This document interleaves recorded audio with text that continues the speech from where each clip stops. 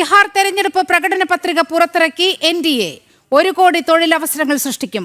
വനിതകൾക്ക് സംരംഭം തുടങ്ങാൻ 2 ലക്ഷം രൂപ സഹായം നൽകും. കർഷകർക്കായി കർപ്പൂരി ഠാക്കൂർ സമ്മാൻ നിധി.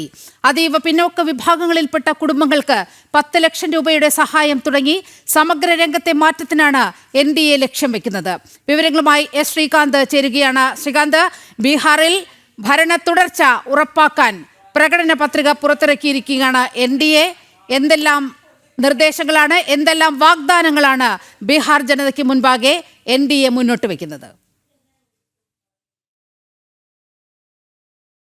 JP നദ്ദയുടെയും മുഖ്യമന്ത്രി നിതീഷ് കുമാറിന്റെയും ബീഹാറിലെ സഖ്യകക്ഷി നേതാക്കളുടെയും സാന്നിധ്യത്തിലാണ് ഈ പ്രകടന പത്രിക പുറത്തിറക്കുകയുണ്ടായത്. പ്രകടന പത്രികയിൽ പ്രധാനമായും പറയുന്നത് 1 കോടി തൊഴിലവസരങ്ങൾ സൃഷ്ടിക്കും എന്നുള്ളതാണ്. യുവാക്കളെ ലക്ഷ്യമിട്ടുള്ള പ്രകടന പത്രിക എന്ന് ഒറ്റനോട്ടത്തിൽ പറയാവുന്നതാണ്. അത് സർക്കാർ മേഖലയിലും സ്വകാര്യ മേഖലയിലുമാണ് ഈ തൊഴിലവസരങ്ങൾ സൃഷ്ടിക്കാൻ പോകുന്നത്. എല്ലാ ജില്ലകളിലും നൈപുണ്യ പരിശീലന കേന്ദ്രങ്ങൾ കൊണ്ടുവരും എന്ന് പ്രകടന പത്രിക പറയുന്നു. വനിതകൾക്ക് സംരംഭം തുടങ്ങാൻ 2 ലക്ഷം രൂപയുടെ സഹായം അനുവദിക്കും എന്നാണ് പറയുന്നത്. 1 കോടി വനിതകളെ സംരംഭകരായി വളർത്താനുള്ള പദ്ധതി ആരംഭിക്കും എന്ന് പറയുന്നു. അതീവ പിന്നാക്ക വിഭാഗങ്ങളിൽപ്പെട്ട കുടുംബങ്ങൾക്ക് 10 ലക്ഷം രൂപയുടെ സഹായം ഈ പ്രകടന പത്രിക വാഗ്ദാനം ചെയ്യുന്നു. കർഷകർക്കായി കർപ്പൂരി ഠാക്കൂർ സമ്മാൻ നിധി പ്രഖ്യാപിച്ചിട്ടുണ്ട്. ഓരോ വിള സീസണിലും 3000 രൂപ വീതം കർഷകർക്ക് വർഷത്തിൽ 9000 രൂപ ആകെ അവരുടെ അക്കൗണ്ടിൽ എത്തുന്ന രീതിയിൽ നൽകും.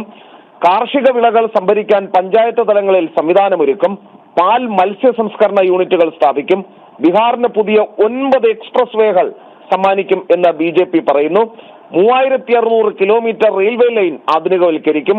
പട്നയിൽ പുതിയ ഗ്രീൻഫീൽഡ് എയർപോർട്ട് സ്ഥാപിക്കും. ബീഹാറിൽ പുതിയ 10 ഇൻഡസ്ട്രിയൽ പാർക്ക് കൊണ്ടുവരും.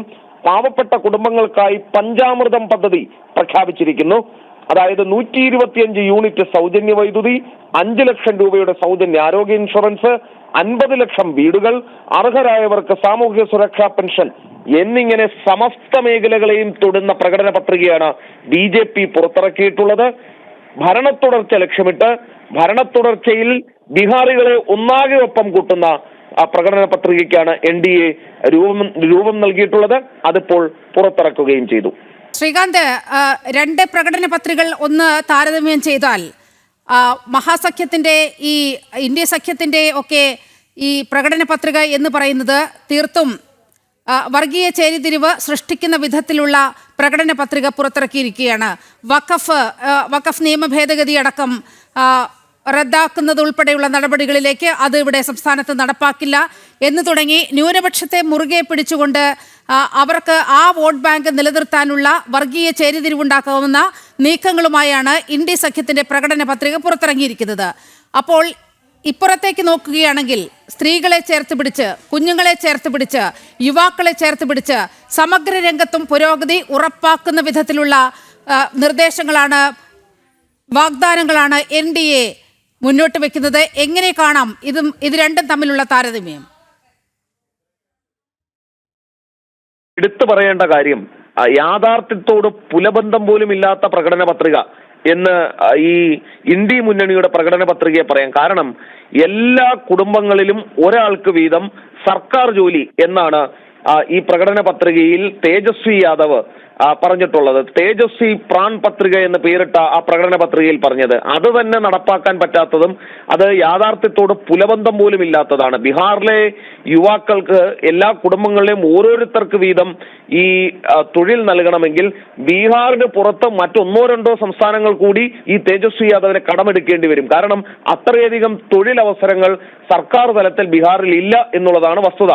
അവിടുത്തെ പാവപ്പെട്ട മനുഷ്യരെ, യുവാക്കളായ ആളുകളെ പറ്റിക്കുന്ന, അവർക്ക് മോഹങ്ങൾ നൽകുന്ന വാഗ്ദാനം മാത്രമായി അതിനെ കാണാം. കാരണം ഇല്ലാത്ത തൊഴിൽ ഈ ജയിച്ചു കഴിഞ്ഞാൽ എങ്ങനെയാണ് തേജസ്വി യാദവ് കൊടുക്കുക എന്നുള്ള ഒറ്റ ചോദ്യത്തിന് മുന്നിൽ ആ പ്രകടന പത്രിക പൊളിഞ്ഞടുങ്ങി താഴെ പോകും എന്നുള്ളതാണ് ഏറ്റവും പ്രധാനപ്പെട്ട കാര്യം. രണ്ടാമത്തേത്, ഈ വർഗീയ വിഷം വമിപ്പിക്കുന്നതാണ് ഈ പ്രകടന പത്രിക. അതായത് വഖഫ് എന്ന് പറയുന്ന ആ നീരാളിപ്പിടുത്തത്തിൽ നിന്നും, അത് ഹിന്ദുക്കൾ മാത്രമല്ല, അവിടുത്തെ ക്രൈസ്തവ വിഭാഗവും അവിടുത്തെ സിഖ് വിഭാഗവും അവിടുത്തെ മറ്റ് വിവിധ ജാതി വിഭാഗങ്ങളിൽപ്പെട്ടവരും ഉൾപ്പെടെ ഈ വഖഫിന്റെ നീരാളിപ്പിടുത്തത്തിൽ ഞെരിഞ്ഞമരുന്നുണ്ട്.